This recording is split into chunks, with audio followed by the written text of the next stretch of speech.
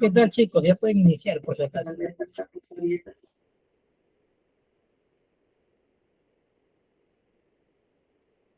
Sí, solo que estoy aquí viendo, no encuentro cómo poner para que se vea como presentación las diapositivas. Disculpa.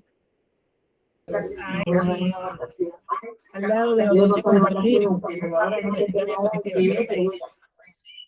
dos titulares, ¿ya? Dos acá titulares abajo, de lo que en la aprendimos en esta parte, clase. ahí, exacto. ¿Ya? Y aquí no solo es escribir el titular llamativo, sino razonar, ¿ya? Razonar sobre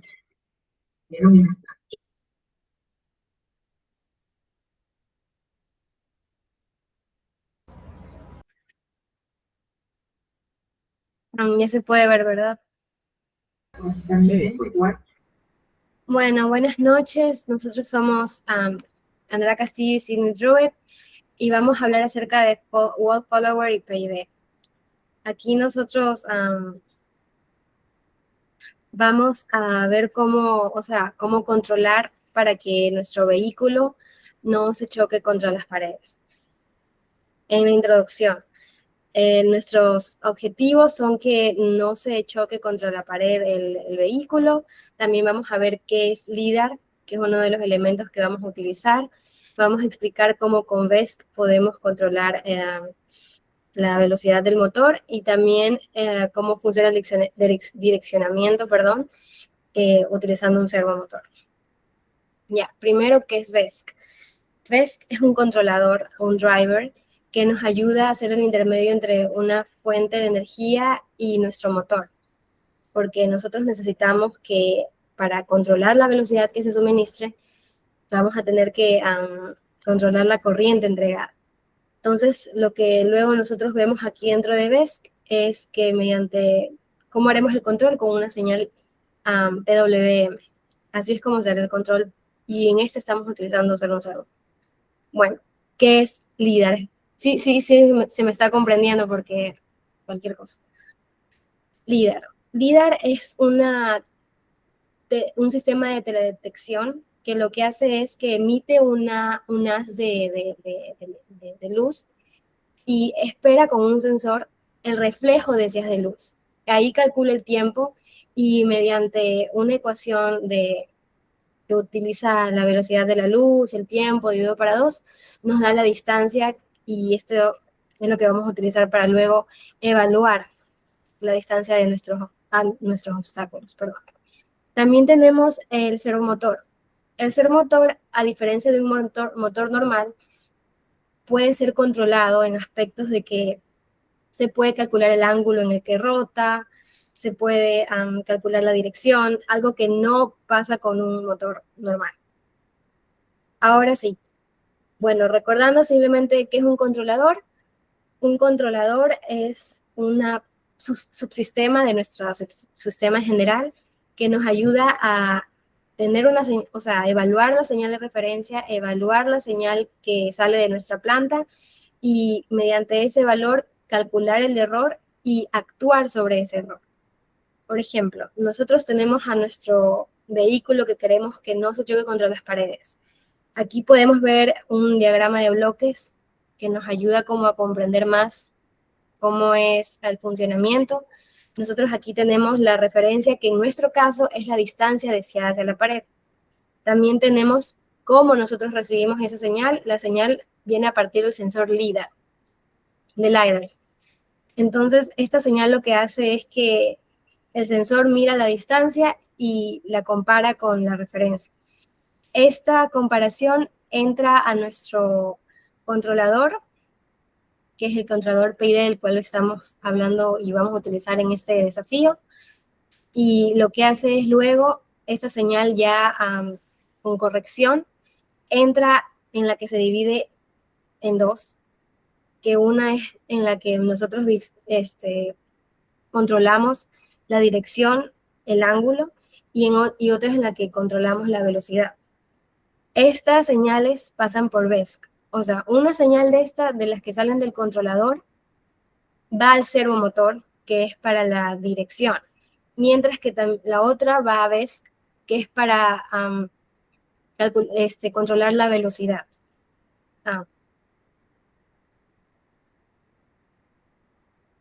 Y eso, aquí volvemos a reiterar que cuáles son las señales de control de nuestro sistema. Como nosotros decíamos que no se choque contra la pared, nosotros lo que vamos a hacer es que evaluaremos la distancia, que como ya mencionó, el LiDAR es el que nos ayuda a evaluar esto, y nosotros también vamos a controlar la velocidad con la que se va moviendo nuestro vehículo. Y como mencioné previamente, lo que internamente en nuestra planta se va actuando, se va con los actuadores, se va utilizando para controlar estas salidas deseadas, son el ángulo de desviación y la corriente. Ahora sí, tenemos el controlador PID. Nuestro controlador PID tiene acción proporcional, acción integral y acción derivativa. Tomando ya nuestra referencia, o sea, nuestro objeto de control, que es que no se choque contra las paredes y que a la vez también vaya centrado. Por ejemplo, si nosotros tenemos a nuestro vehículo que está quizás paralelo a las paredes, pero no está centrado, nosotros deseamos que entonces el vehículo, si está a la derecha de la línea de centro, vaya hacia la izquierda, porque si va a la izquierda es cuando se va a centrar. Ahí nosotros tenemos que aplicar un controlador P. ¿Por qué? Porque el controlador P se encarga de reducir o eliminar el error. Pero así también, si nosotros vamos a poner un control P, una ganancia P, KP, que es la ganancia de esta acción, mientras más grande sea, también la corrección, el error va a ser, mientras más grande sea el error, más grande va a ser la corrección, y eso también nos va a hacer que tenga un posible mayor overshoot. Y aquí es donde entra la acción derivativa. ¿Qué significa que tenga un mayor overshoot? Significa que, bueno, él va centrado, ¿verdad? O quiere ir centrado y va a la derecha. Entonces él dice, bueno, tengo que moverme a la izquierda para ya estar alineado a mi objetivo. Pero ya sea por las perturbaciones, las distintas señales que actúan ahí en el sistema, no se alinea de una manera inmediata, sino que sobrepasa esa línea y se movió mucho más a la izquierda. Entonces va a seguir, el control va a seguir diciendo, bueno, ahora tienes que moverte a la derecha. Y así, y mientras llega a la línea central, habrá tomado una gran cantidad de tiempo, y eso es lo que se llama overshoot grande. Y lo siento, es mi gatito. Eso es lo que se llama un overshoot grande, y eso es lo que nosotros con acción derivativa queremos reducir. Pero a la final también nuestra acción derivativa, mientras más grande sea, también va a hacer más ruido. Y eso es lo que nos ayuda también a controlar la acción integradora, lo siento. La acción integradora lo que hace es que, bueno, o sea, ya se redujo este error, ya se llegó a la línea central, que es la meta, pero nosotros vemos que igual vuelve a reiterar en este error. Lo que hace la acción integral es que reduce esa reiterancia de errores, y luego vamos a ver que nuestro vehículo no va a tener ese tipo de problemas de que a cada rato se está desviando o a cada rato se está chocando, intentando chocar contra las paredes, sino que va a tener ya un control mucho más eficiente y va a poder seguir autónomamente. Algo que aquí se debe recalcar o remarcar es esto de error, que es la referencia menos la señal de salida. Ya en la diapositiva anterior, más o menos, creo que me di a entender o expliqué cómo funciona este diagrama de bloques. Lo que pasa es que tenemos la señal de referencia, que es nuestra distancia, que es la distancia deseada que queremos que se tenga hacia las paredes o que se tenga respecto al centro. Y nosotros, mediante nuestro sensor, que es el LiDAR, nosotros lo que vamos a hacer es en comparador la resta entre esta señal y la señal que se ha recibido. Una vez que nosotros tenemos esta resta, esto que es el error, esto ya es el error, entra a nuestro controlador. Si se puede ver, aquí están las constantes Kp, Ki y Kd. Aquí es donde el controlador actúa enviando las señales necesarias para que ya el sistema pueda compensar y se pueda alinear más a lo que nosotros deseamos. Una vez esta señal de control se pasa a nuestro generador de comandos, que es donde nosotros bipartimos nuestra señal, porque en este caso nosotros, por ejemplo, utilizamos dos ceros, uno para el direccionamiento y el otro para la velocidad, o sea, no es el mismo. Entonces, en uno, nosotros vamos a simplemente con la señal PWM a controlar el ángulo de desviación, mientras que en el otro, nosotros mediante BESC vamos a controlar la corriente entregada y eso ya se va a reflejar cuando nosotros tenemos a nuestro vehículo que va a moverse y en ese movimiento nosotros vemos que tiene una dirección y también tiene una velocidad. Pero al final lo que nos interesa y que entra aquí en nuestro sensor es la distancia. Y bueno, para recordar nuestro propósito, aquí ya viene más parte de lo que se utiliza y se hace para ya generar este control, es que nuestro sistema no se choque contra las paredes, entonces el ángulo de direccionamiento tiene que estar controlado y tiene que mantenerse paralelo a las paredes y también tiene que mantenerse centrado en la línea de centro, valga la redundancia. Gracias.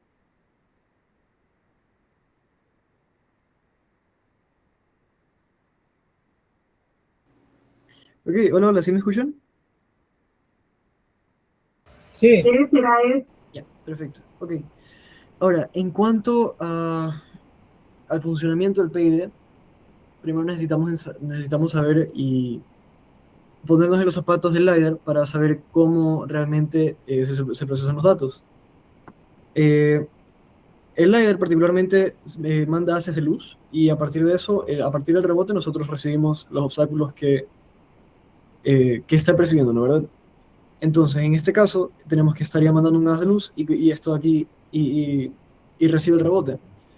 A partir de estos haces de luz, podríamos nosotros recibir la distancia que hay entre el carro y el obstáculo.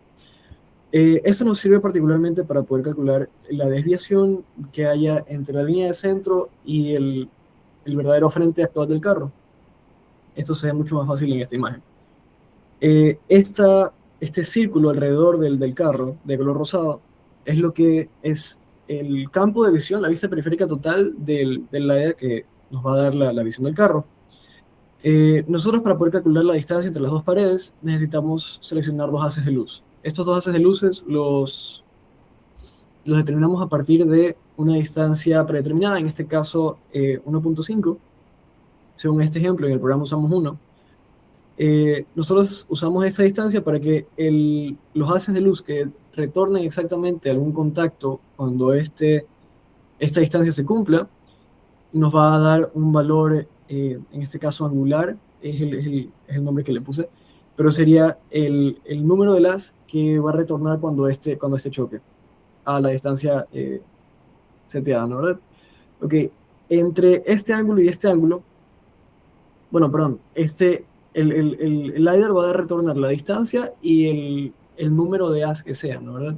Si nosotros tenemos que a partir de este punto es el primer haz, a partir de este punto es el segundo haz, y así sucesivamente, y nosotros sabemos cuál es la resolución máxima del sensor, podemos determinar por restas o en aritmética fácil cuál va a ser el ángulo a partir del primer haz. Entonces, hay sistemas que determinan el primer haz a partir del centro y a partir de eso tenemos números positivos para un lado, números negativos para el otro. Pero como fuera el caso, vamos a tener estos haces enumerados a partir del orden en el cual fueron enviados. Entonces, el LiDAR nos va a retornar dos datos, va a ser la distancia o sea, entre el LiDAR y el obstáculo, y el número del haz. Entonces, con eso ya podríamos determinar la distancia y el ángulo. esto sumado con otro elemento, podríamos tener ya dos haces y con eso formar un triángulo isósceles, en este caso debido a que los catetos son iguales. A partir de esto tendríamos que los ángulos también son iguales, por ende, y tendríamos un ángulo teta que se saca a punta de trigonometría, sería 2 beta más un medio teta es igual a 180. Y a partir de eso podemos sacar la desviación angular del carro con respecto a la línea central de acá. Con esto también podríamos sacar este cateto de esta parte del triángulo, este cateto, usando la distancia del ángulo, la distancia del haz, perdón, qué tanto mide, cuál es su medida, con seno del ángulo que está aquí. Con eso podemos sacar la... Sí, ¿Qué cosa? Con eso podemos sacar la distancia del cateto. Ahora, para poder determinar el error, que es lo que vamos a calcular, vamos a derivar y vamos a integrar en el PID, necesitamos entender que el error va a ser la medida deseada, la distancia deseada que debería tener la pared de donde está realmente el carro y cuál es el ángulo también deseado. Esto se calcula tal cual en el programa, solamente con la distancia deseada, que ya es seteada por defecto al inicio del programa, y la distancia actual, que en este caso sería 1 seno de el ángulo que se haya calculado aquí, que sería la distancia entre los dos haces. Luego de eso, el primer control que nosotros vamos a introducir es el proporcional, el cual, si el error el error siempre va a ser negativo. Entonces, si el carro ya está direccionado, bueno, técnicamente depende del sistema de referencia, pero el error siempre va a corregir hacia el sentido contrario donde se esté dando la falla. Entonces, si el carro se está desviando hacia la izquierda, como en este caso, el control proporcional va a corregir hacia la derecha, usando el control con un sistema con un signo contrario al que ya está teniendo en ese momento el carro. A todo este control proporcional se le aplica una constante para poder tunear, modificar el- la, el- la intensidad de la corrección, y esto de acá va a hacer que el error se pueda corregir más rápido. Esto es particularmente importante si nosotros tenemos un carro que va a ir más rápido, porque en prácticas que a lo mejor estamos yendo al 20%, 30% de la velocidad, el control proporcional va a tener que ser mucho menor al actual cuando ya estemos en alguna carrera donde la velocidad vaya a ser mucho mayor. Esto va a hacer que la corrección sea más rápida, no instantánea, pero sí más rápida. Ahora, el control derivativo lo que hace es, justamente porque el control proporcional va a dar esta clase de oscilación, el control derivativo va a reducir esta oscilación a medida del tiempo. Entonces, el control proporcional va a mantenerse en un estado de oscilación hasta que algo no lo amortigüe. Ese es el uso de la derivada. Entonces, eh, esta sobrecorrección va a ser disminuida a medida del tiempo con la derivada. Igual sería solamente la derivada del error, es suficiente para poder disminuir o amortiguar esta corrección.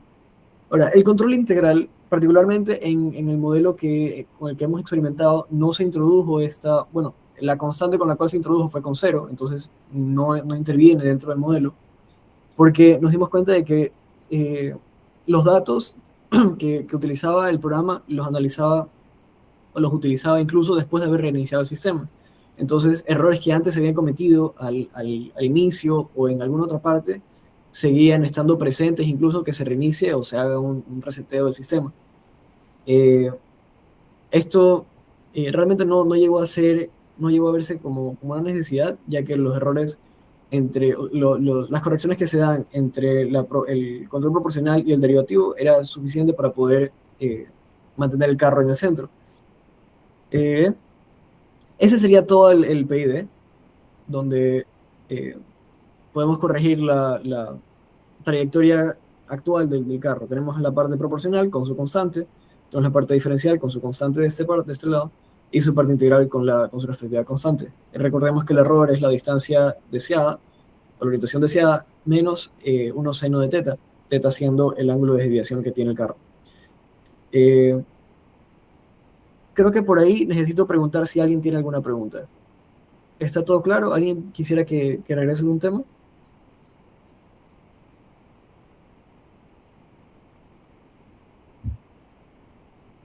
¿Todo bien si se me escucha?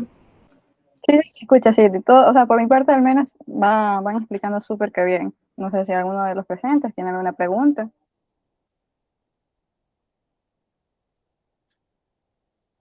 Ok, sigo nomás. Ya, ahora, todo esto ha sido teoría, pero ahora cómo se lo implementa en el verdadero simulador. Para poder entenderlo, primero necesitamos analizar el gráfico de nodos. El gráfico de nodos lo que hace es graficar las comunicaciones que hay entre Arves, entre el simulador y entre el programa, siendo esto lo que llega del simulador y lo que sale, no, perdón, esto que llega sería el Arves y esto que llega es el simulador. Y entre el simulador y el Arves existe también comunicación, pero eso no lo ve el bridge, que es lo que genera esta comunicación entre todo, principalmente entre el programa, el wall forward, con el bridge. Entonces, ¿qué es lo que está pasando aquí? El Arves nos regresa la cámara frontal, el IMU y el LiDAR. El IMU y la cámara realmente no la usamos para nuestro programa, solamente nos concentramos en el LiDAR. Ahora, con el LiDAR, nosotros recibimos los datos del LiDAR, los procesamos y a partir de eso mandamos comandos hacia la dirección de las llantas para ver qué ángulo, qué tanto debería de virar hacia qué lado. Y, perdón, aquí sería el steering command. Y el throttle command sería qué tanto deberíamos acelerar, porque en este momento, o sea, en este modelo, no podemos mantener una aceleración constante porque hay curvas más cerradas que otras, hay momentos en los que el carro incluso, alguna descoordinación entre lo que se recibió del LiDAR y donde está el carro actual, puede que no pase por exactamente el mismo lugar de la pista y con esto se cambie todo el sistema. Entonces, para poder darle más permisos, más oportunidades de poder corregir la trayectoria del carro, necesitamos también darle la opción de poder disminuir la velocidad en caso de ser necesario, porque el steering command tiene un límite. Con eso podemos llegar al balance.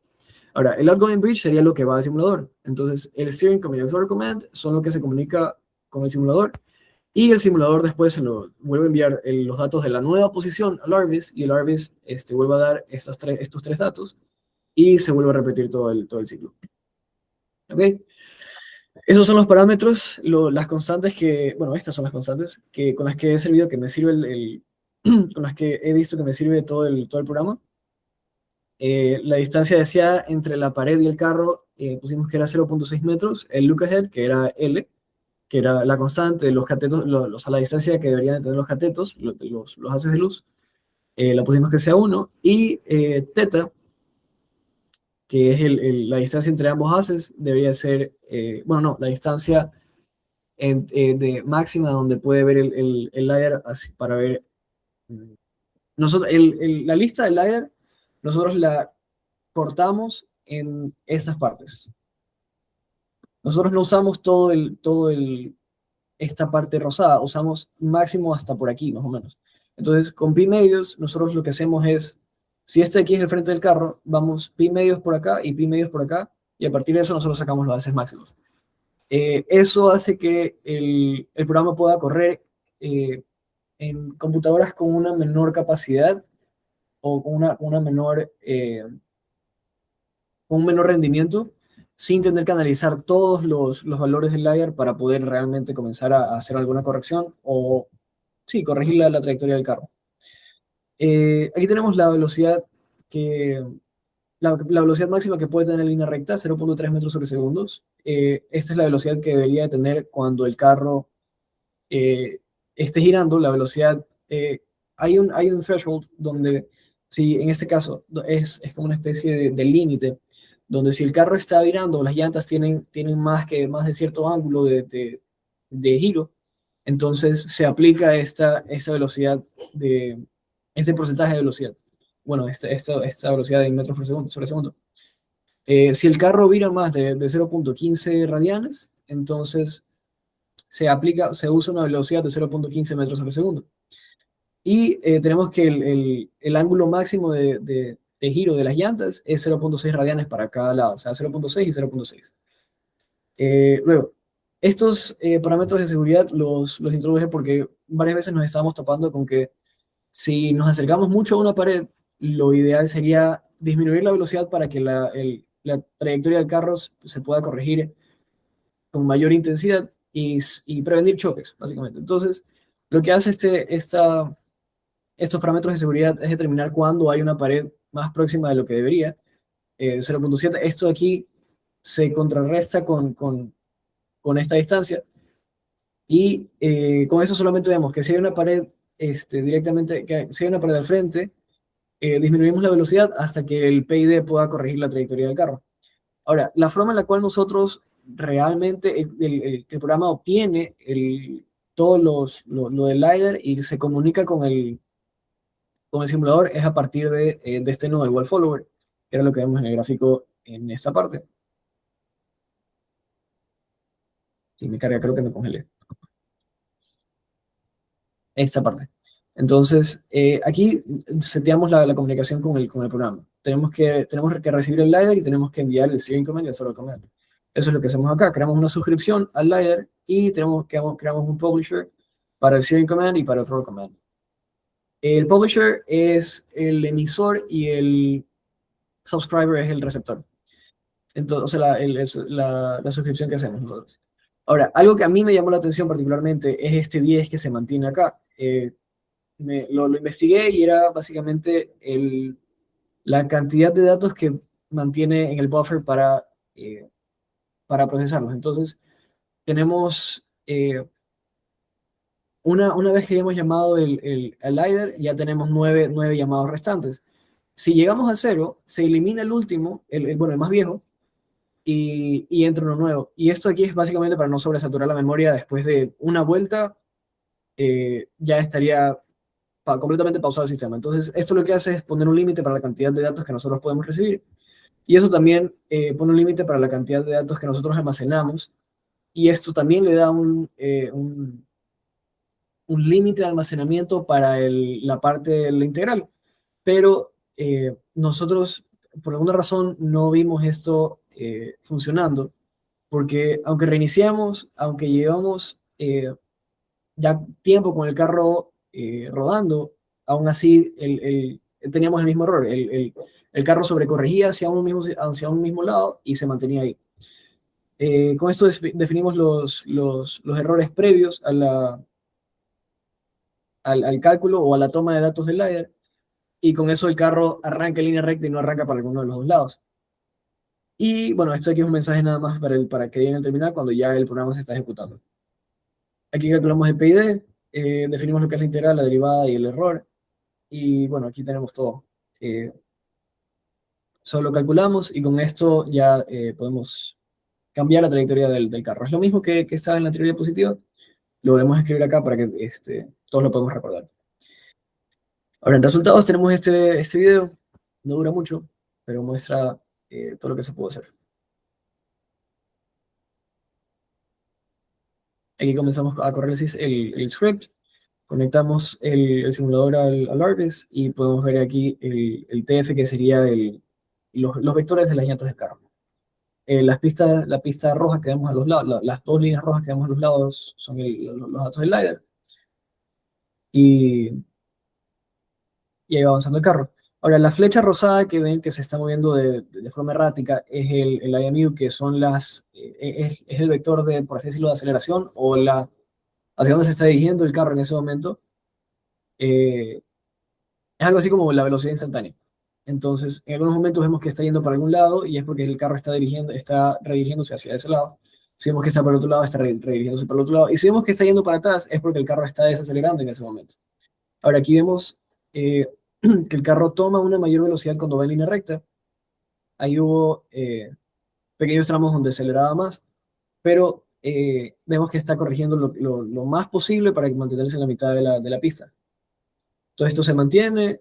Creo que logramos hacer algo así como 2 o 3 vueltas y no hubo ningún problema. Aquí, por ejemplo, hubo un acercamiento bastante marcado hacia la pared, pero gracias a la parte del programa que nosotros pusimos para que se ralentice cuando detecte un obstáculo a menos de 0.7 metros. Podemos corregir esa trayectoria antes de que choquemos. El problema con chocar es que una vez que chocamos, no hemos implementado una función, traté de implementar una función para que el carro retroceda y pueda volver a tomar la, la trayectoria de vida, pero no funcionaba bien y, afectaba más al sistema más que ayudar. ¿Ok? Ahora con la siguiente diapositiva, solamente son las conclusiones. Eh, vamos. Bueno, eh, en conclusión, tenemos que se tuvo que implementar, aparte del PID, eh, una herramienta para poder ralentizar el carro antes de una colisión, porque aunque tratamos de poner un programa de recuperación a la trayectoria, este no se recuperaba bien porque seguía con los datos del PID y seguía tratando de corregir al mismo sentido. Aparte de eso, se tuvo que ralentizar mucho la simulación porque los datos que nosotros recibíamos del LiDAR los recibíamos con menor frecuencia que la que nosotros actualizábamos el estado actual del vehículo. Entonces, si nosotros, digamos que estamos, o sea, para poder empatizar con el carro, es como si alguien estuviese vendado y otra persona estuviese dando ubicaciones, pero la persona vendada siempre va a seguir andando, mientras que la persona que está dando instrucciones tiene cierta, solo puede darle estas instrucciones con cierta frecuencia. Entonces, toma la posición actual de esta persona vendada y le da las instrucciones de corrección en ese momento. Pero la persona vendada puede haber avanzado más y puede llegar a estar cerca de chocarse, pero justo en el instante antes, la persona que le está dando las instrucciones corrige corrige su trayectoria. Pero ¿qué pasa cuando ya se ha chocado? ¿O qué pasa cuando la comunicación entre ellos se toma o tiene alguna especie de latencia? Entonces, aunque la persona que le está dando las instrucciones ya le haya dicho cómo corregir, la persona vendada ya se va a chocar porque la comunicación, existe una latencia entre la comunicación. Eso me parece que es lo que ha estado pasando con el aire, porque traté de darle una velocidad más rápida, aumentar su velocidad, pero no estaba viendo resultados positivos justamente por esta latencia. Y yo creo que eso sería todo. Con eso damos por terminada nuestra exposición de cómo funciona OpenID, cómo poder implementarlo al simulador. Muchas gracias.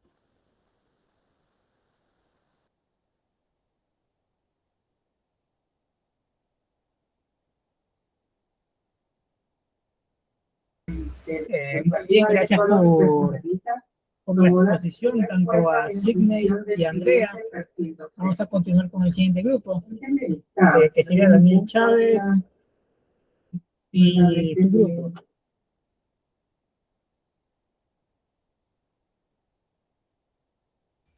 Hola, hola, ¿sí me escuchan? Sí, solo dame un momento, por favor. Yo te aviso cuando inicie. Ya, ok.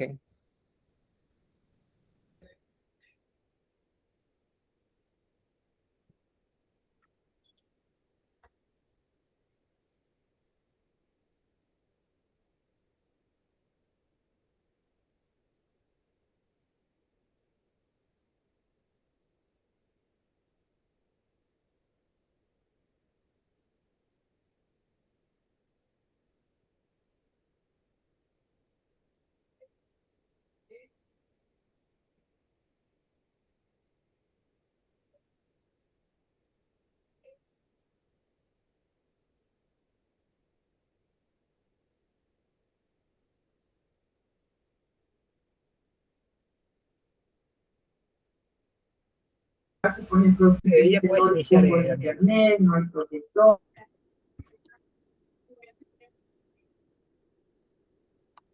Ya, ok, ok. En tu grupo, ¿quién nomás expondrá? O si son todos. Vamos, ¿se ve en mi pantalla para empezar? Sí. Ya, vamos a poner Juan Santana en persona.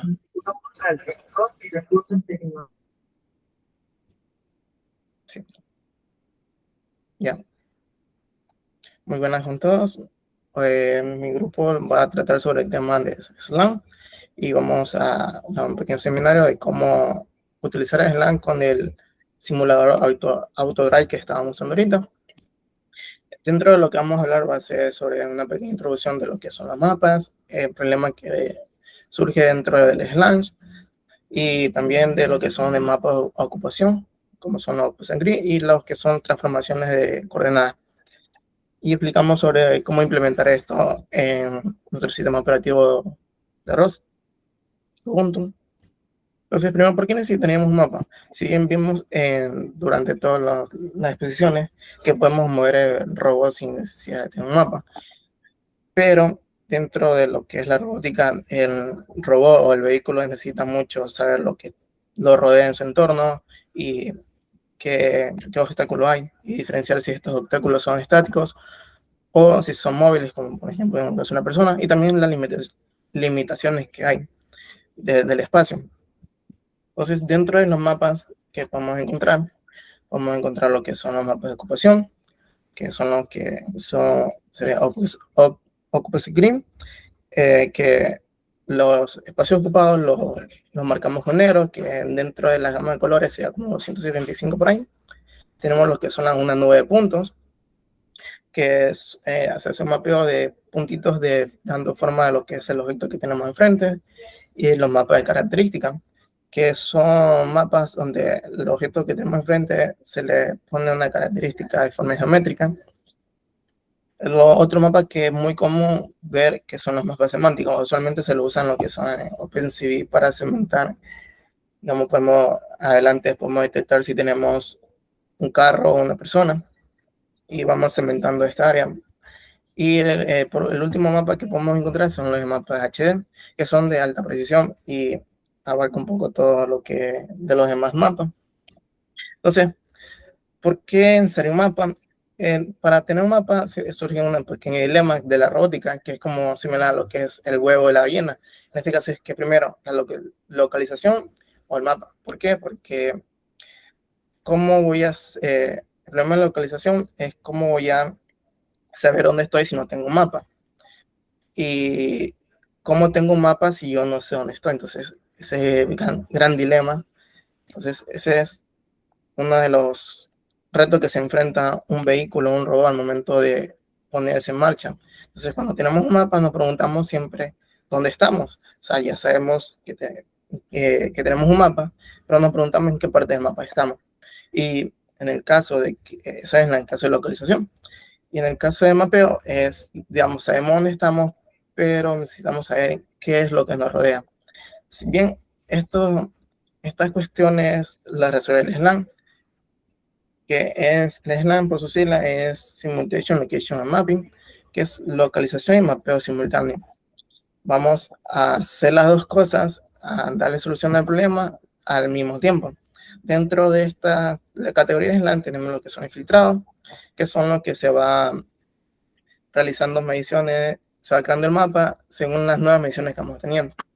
Y el otro que es suavizado, que es un método en forma de grafos, o sea, a partir de las poses y un grafo de optimización, donde a partir de nuestra trayectoria podemos crear un mapa. Y es el que vamos a usar, vamos a enseñar en cómo se utiliza, y es el más común. Entonces, bien sabemos que en el momento de saber la posición de un vehículo, de cualquier cosa, como hemos aprendido, se realiza a partir de encoder, que es mediante lo que es la velocidad. Entonces, a partir de la velocidad angular, el encoder va a una lectura de cuánto se movió y cuánto es la distancia que ha recorrido. Entonces, la odometría, que vendría a ser la posición de mi vehículo, va a depender netamente también de la velocidad angular. Entonces, en un mundo ideal, vamos a lo que sería el mapeo, donde no tenemos problemas de odometría. Cuando digo no problemas de odometría, es que no hay una lectura errónea de la posición de mi vehículo, que viene a partir de la velocidad angular. Y esto se debe a que al momento de las ruedas, el vehículo andar, las ruedas pueden derrapar, haciendo que encoder de las llantas de una mala lectura. Y otra es muy común, es que el LiDAR tenga un poco de ruido en los sensores. Pero en un mundo ideal esto no pasa. Entonces podemos hacer un mapeo de lo que está al frente a partir del LiDAR. En este caso tenemos que nuestro LiDAR detecta en este caso los rayos de luz del LiDAR están separados, digamos, en un ángulo de 15. Y entonces detecta que hay un objeto o hay una barrera a cierta distancia. Y si mapeamos, podemos ir creando puntitos, hasta obtener un mapa. Pero como le dije, que esto en el mundo real no pasa, porque tenemos fallas tanto de nuestros sensores o calibración o de odometría. Entonces, ¿cuál es el problema? Que si ocurre eso, puede ser que nuestro vehículo realmente esté en una posición, pero la lectura que me llega es errónea. Y otra es que, si se fijan en esta parte de aquí, el LiDAR me dio una lectura errónea, donde los puntos están en una posición que no deberían estar. Y esto se debe al ruido que hay a veces entre los sensores de nuestro LiDAR y la lectura. Entonces, ¿qué pasa? En el momento de que se unen estos problemas, comenzamos a mapear en el primer instante, obtenemos una lectura correcta, pero conforme vamos moviéndonos, se acumula el error. En el primer caso, vemos que el vehículo se desplazó un poquito y las lecturas fueron como que poco diferentes. Y conforme vamos avanzando, el error se acumula, y realmente no tenemos un buen mapa, que tenemos totalmente una nube de puntos sin sentido alguno. Entonces, ¿cómo solucionar eso? El SLAM que nosotros usamos soluciona esto a partir de un método de grafos que estima las poses y mediante puede mejorar el mapa a través de un bucle cerrado. Uno de los ejemplos que usan esto es el CartoSLAM y el Cartographer. Y la herramienta de SLAM que más usa este método de grafo es el de SLAM Tools. Bien, entonces, ¿cómo planteamos esto? El SLAM plantea podemos imaginar una restricción de como una cuerdita, que este pedacito que está aquí vendría a ser lo que es la distancia real de mi robot. Entonces, digamos, en este caso de aquí a acá hay una distancia que es la que mide la odometría, que la obtenemos a partir de nuestro LiDAR. Entonces, a partir de esto, nosotros vamos a intentar mover una posición relativamente a la otra para tratar de que encajen. Pero si nuestros datos son muy precisos, nuestra odometría es correcta, esta barrita, por así decirla, no se va a mover mucho, porque va a ser muy rígida. Entonces, nosotros realmente queremos que eso no se mueva. Entonces, esa barrita se va a estirar siempre y cuando nuestra odometría, nuestros datos sean un poco erróneos. Entonces, a partir de esto, podemos comenzar a crear un grafo que a partir de una pose. En la primera pose inicial obtenemos nuestras mediciones y tenemos una pose. A partir de la siguiente tenemos otra pose y otra medición. Conforme vamos haciendo, ya no tenemos solamente tres poses, tenemos tres poses y dos aristas, dos cuartitas, por así decirlo. Y conforme hacemos un bucle, podemos tenemos una trayectoria. Pero ¿qué pasa? Que cuando llegamos a la última posición, nuestro LiDAR detecta que esta posición es la misma con la que iniciamos. O sea, los datos del LiDAR al final le indican que ese lugar ya estuvo ahí. Entonces, podemos reajustar las posiciones de final, moviéndola para que coincida con la posición inicial y así tener un mapa un poco más coherente. Y así, como en este caso, se mueve y podemos tener un mapa un poco más preciso, a pesar de que tuvimos mediciones erróneas. Entonces, como bien vemos aquí, ya tenemos un cierre bucle. Lo que en el SLAM, un problema que yo tenía siempre al hacer el mapeo es que yo mapeaba por todo el mundo. O sea, el mundo de gazebo, o sea, el mundo que hay.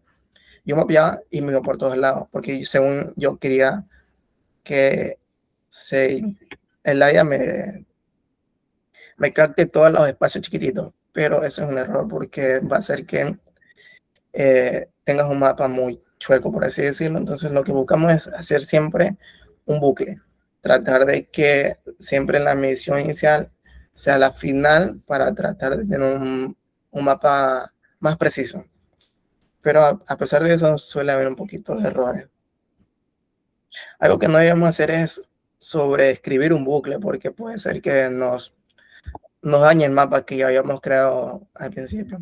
Entonces, ¿qué son los mapas de ocupación? Entonces, a partir de los datos que teníamos delante, que son las nubes como los puntitos, usamos lo que son las rejillas, en los cuales vamos a poner que en los puntitos donde están en la rejilla donde hay un puntito van a estar ocupados y los que no van a estar libres.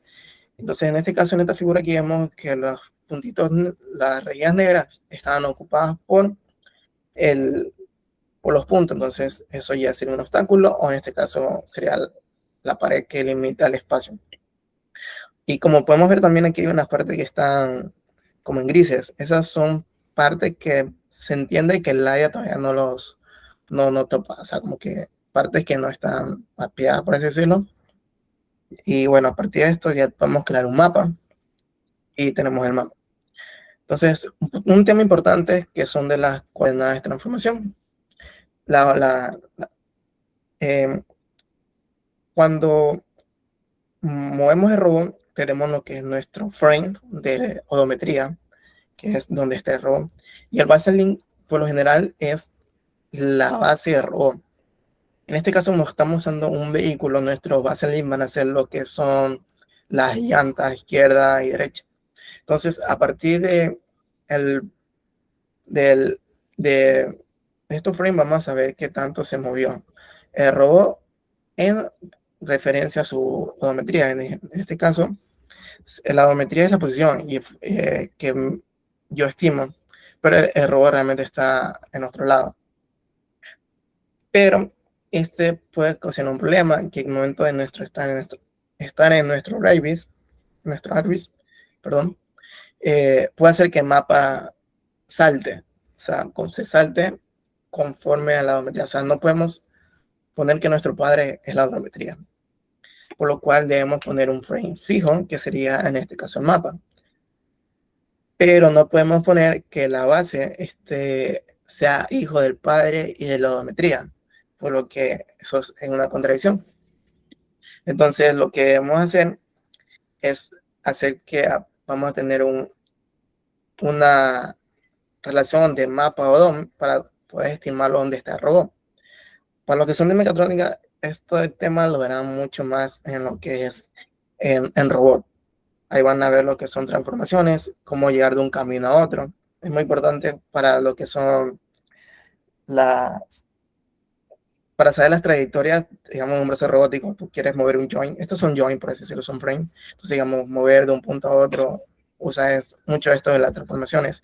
Digamos, en este caso, de mapa, yo necesito saber cómo representar la odometría derivada al mapa. O sea, como saber dónde está la odometría derivada al mapa. Entonces, como que hay un caminito, como de base, yo sé que voy a llegar a link, yo sé que de Odo puedo llegar a link y hacer como una transformación de la matriz, porque es una matriz de transformación, que son matrices de rotación, traslación, son una matriz de 4 puntos. Entonces ahí podemos llegar. Es un tema aparte, pero es un tema que usa SLAM para poder hacer que el mapa no se te vaya por todos lados y poder crear el mapa de manera fija.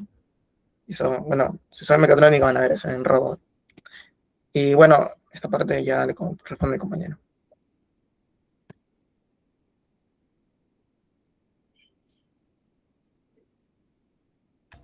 Hola, hola, ¿sí se me escucha? Sí. Ya, a ver. En esta diapositiva lo que vamos a ver será cómo instalar el SLAM Toolbox, que es en sí el paquete que vamos a usar para el mapeo del circuito. La instalación es bastante sencilla, solo debemos copiar y pegar el código que se puede observar y el ROS2 se va a encargar de lo resto. En este paquete se contiene varios modos de SLAM, pero nosotros solo vamos a usar el modo asincrónico, que es el más recomendable para los robots que se mueven en tiempo real, porque procesa los datos del LiDAR sin bloquear el resto del sistema.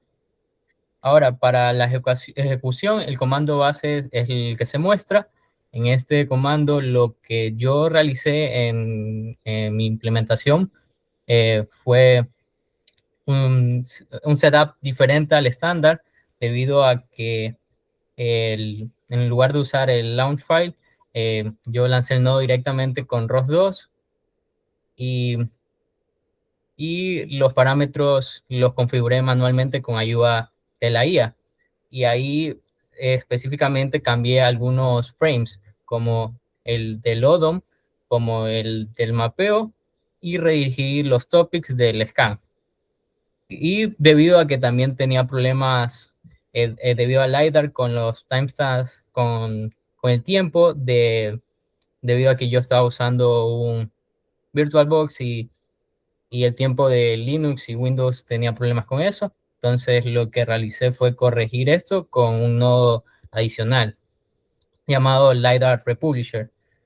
También, como dije, tuvimos este tipo de problemas y con estas correcciones pude implementarlo mejor. Ahora, a ver, la siguiente diapositiva. En la siguiente diapositiva tenemos las transformaciones de los árboles, como habló mi compañero.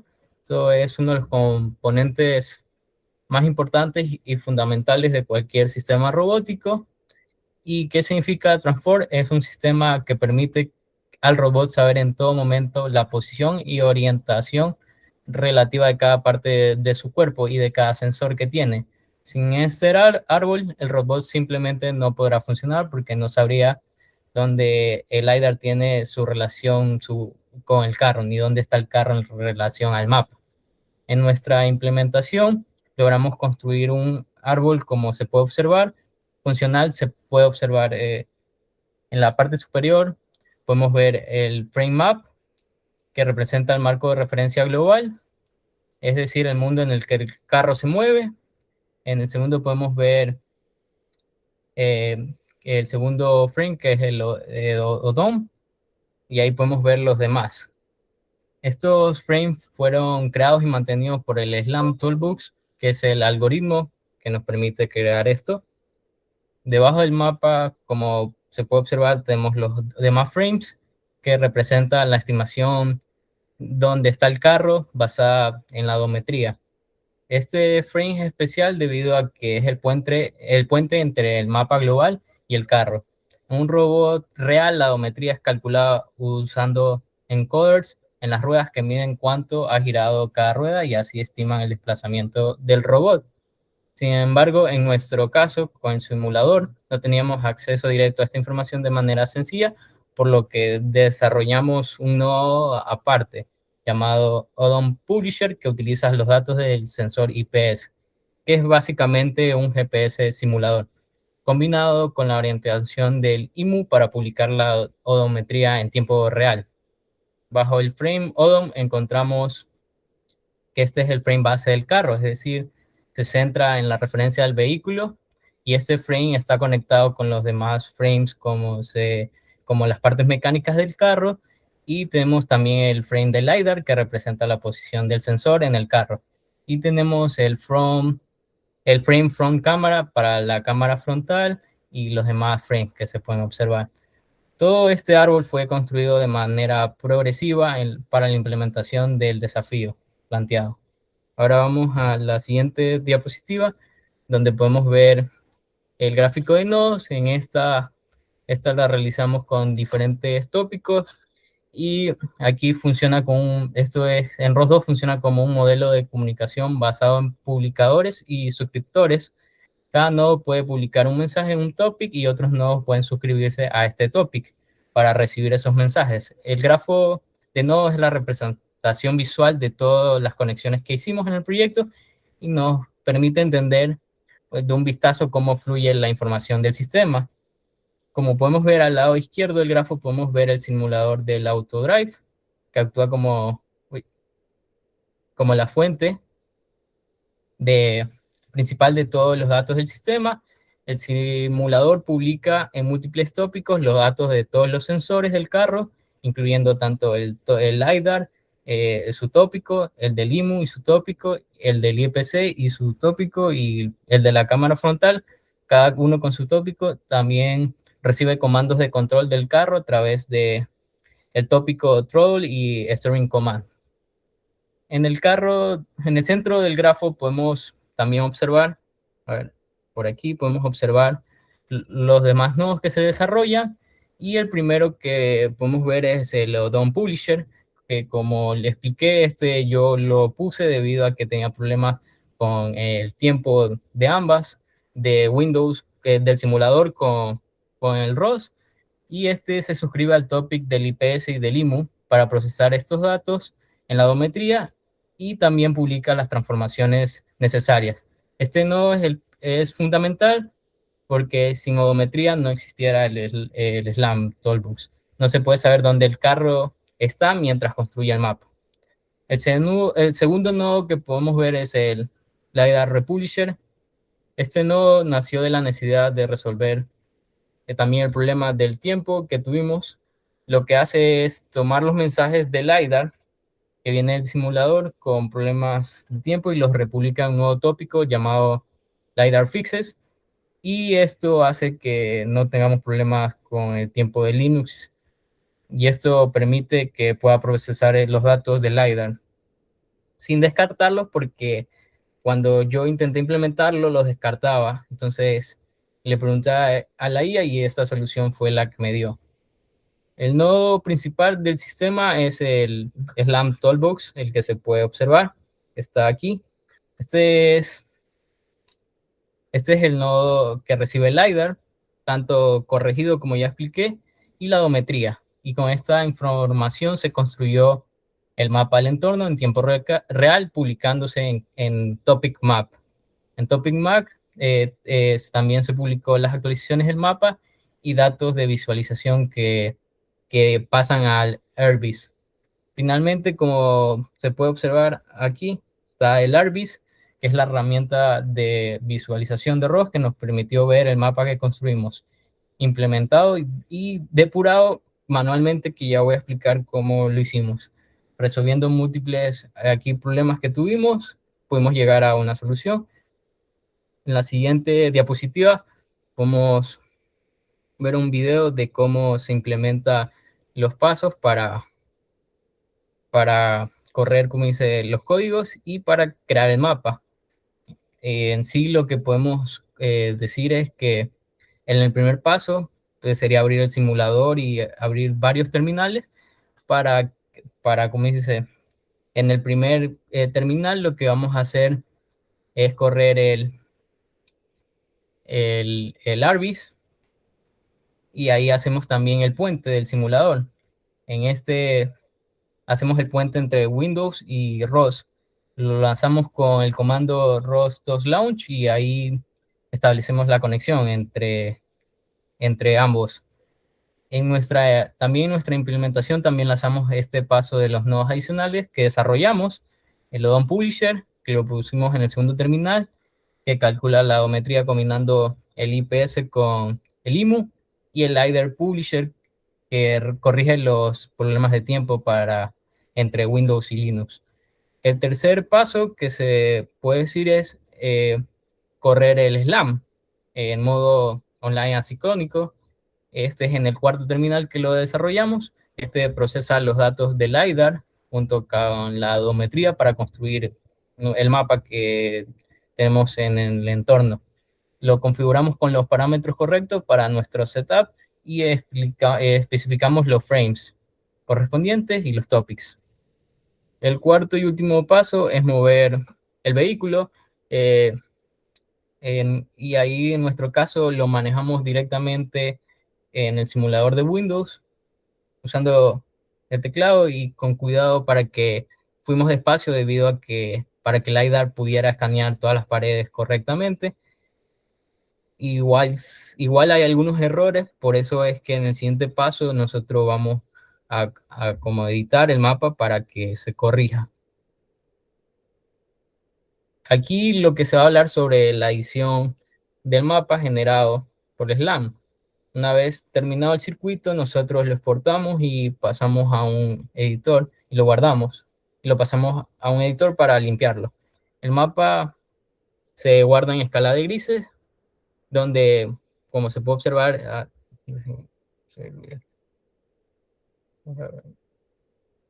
como se puede observar, el blanco representará al espacio libre donde puede circular el carro y el color negro las paredes. Y el color gris representa zonas desconocidas del LiDAR. El problema es que el mapa generado por SLAM no siempre queda perfectamente limpio. Puede tener ruidos, manchas que deberían ser blancas o paredes que no quedaron completamente cerradas debido a un frenado o sea, más que todo a frenado o a veces por no ir tan despacio. Para solucionar eso utilizamos un editor de imagen y la instalación es sencilla del editor de imagen, como se puede observar en las diapositivas. Y lo que hace esto es editar manualmente el mapa usando herramientas de pintura. Pintamos de blanco las zonas que deberían tener espacios libres, pintamos de negro las paredes que quedaron incompletas y eliminamos el ruido del mapa para no confundir al algoritmo de su navegación. Esta edición manual de mapas es una práctica común en la robótica porque los mapas generados por SLAM raramente quedan perfectos a la primera, especialmente cuando se trabaja con sensores que tienen algo de ruido o cuando el robot no pudo cubrir todas las zonas del entorno. Un mapa bien editado hace que la navegación autónoma sea mucho más precisa y confiable, porque el planificador de rutas puede calcular caminos más limpios y el carro evita las colisiones. Ahora en la siguiente diapositiva podemos ver claramente la diferencia entre el mapa generado directamente por el SLAM y el mapa que conseguimos al final después de la edición manual. Esta comparación es muy importante porque demuestra el trabajo realizado de post-procesamiento que fue necesario para tener un mapa limpio. Y como se puede ver, tenemos a la izquierda el mapa generado por el SLAM Toolbox, que lo realizamos durante la teleoperación y podemos notar las diferentes diferencias que tienen los dos mapas. En el proceso de edición consistió en abrir el archivo y usar la herramienta, como dije, de pincel para cambiar, y esa es la diferencia que tienen estos dos mapas. Y ahora, para concluir, este proyecto nos permitió implementar de forma exitosa un sistema completo SLAM usando el SLAM Toolbox y el simulador, y a lo largo del desarrollo de la implementación tuvimos varios problemas, pero lo pudimos solucionar con la ayuda de la IA, como el problema del tiempo entre Windows y Linux, también problemas con la odometría, con el publisher, y también solucionar lo del tiempo con el republisher de LiDAR. Estas fueron las soluciones que se llevaron, y también al último el resultado mediante este editor pudimos dejarlo más limpio el mapa para ser usado para la navegación autónoma.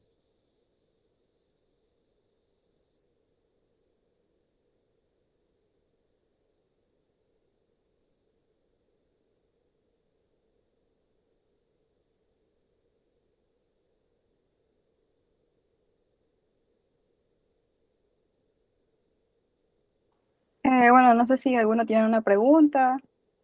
Por mi parte, me parece una buena exposición de lo que hicieron los chicos y todos los resultados que mostraron. Algo que me gustaría agregar es que ese tema del SLAM, a los que están interesados en la competencia, se utiliza bastante a la hora de mapeo. Entonces, si de verdad quieren unirse a lo de la competencia, pueden revisar material de apoyo de sus compañeros para poder aprender mejor sobre el tema del Islam. Bueno, si no hay ninguna pregunta, así como para concluir, los repositorios del JIT, los tres últimos grupos no los han compartido. Entonces, la próxima semana es básicamente la conclusión de los seminarios. Entonces, para que la siguiente semana puedan compartir los repositorios, para que el ingeniero los revise y pueda darles un mejor feedback de los que les podemos dar ahorita. Pero ajá, serían los de Follow the Gap, los de PID y del SLAM, la siguiente semana, si pueden compartir sus repositorios. Y ya concluiríamos estos seminarios. Solo puedo decir excelente trabajo con todos los chicos que han participado. Sabemos que eh, estamos en vacaciones y que obviamente como que trabajar esto mientras quieren descansar y todo eso requiere un poco de sacrificio, pero veanlo de una forma en que entre nosotros nos podemos apoyar, podemos aprender, y que obviamente de estos seminarios van a salir los chicos que van a competir. Entonces, véanlo como una oportunidad de poder tener ese reconocimiento para poder competir con el ingeniero y con, quién sabe, hay alguno de aquí vaya a competir acá en Colombia. Y nada, solo me queda decirles eso, excelente trabajo, felicitaciones.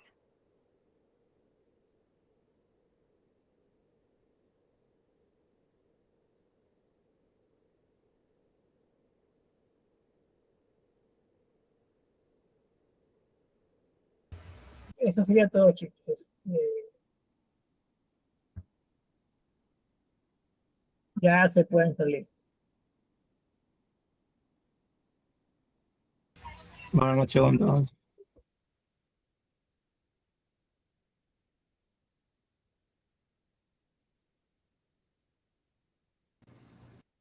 Gracias, buenas noches. Buenas noches.